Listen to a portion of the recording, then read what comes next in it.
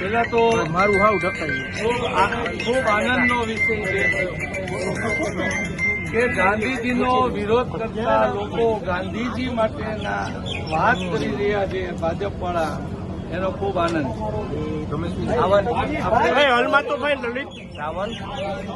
મેં જે વાત કરી છે બસ એ ઇતિહાસે લખેલી વાત છે, એ મારા શબ્દો નથી. એ પુસ્તકોને કોઈ ઉથલાવીને જોવે ખ્યાલ આવશે.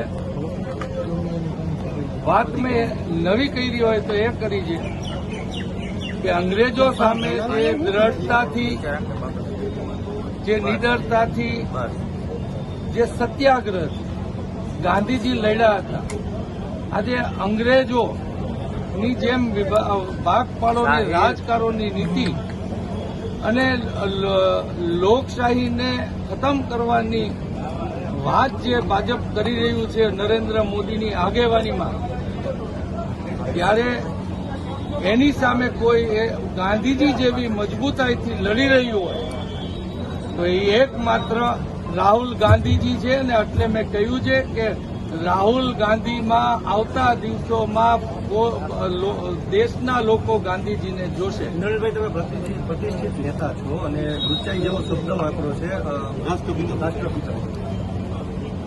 જે આ એનો ચતુરાઈ પર્યાય છે.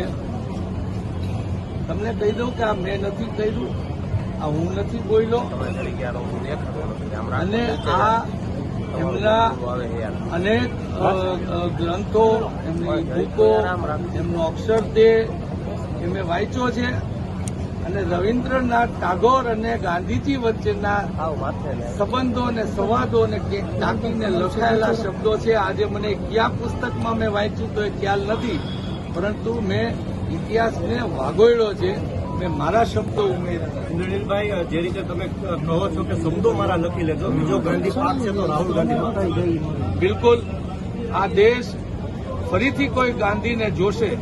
આજે ઇન્દિરાજી હતા, લોખંડી મહિલા હતા, પણ આજે જે દ્રઢતાથી, જે સત્યાગ્રહથી, ગાંધીજીને પણ કોંગ્રેસ સાથે કોઈ વાર ઇસ્યુ થયા હતા, રાહુલજીને પણ થાય છે, પણ દેશ હિતમાં બંને દેશ હિતની વાત આવે ત્યારે પક્ષાપક્ષીથી ઉપર રહી અને દેશ હિતની વાત દ્રઢતાથી, સત્યાગ્રહથી અને હિંમતથી કરનારા હોય.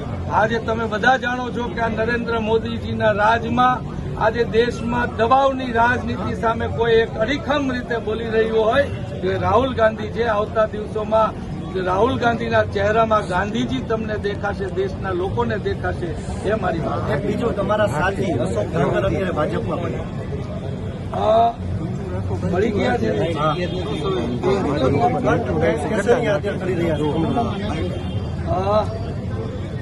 સારું છે, આ શુભ ચિહ્ન છે.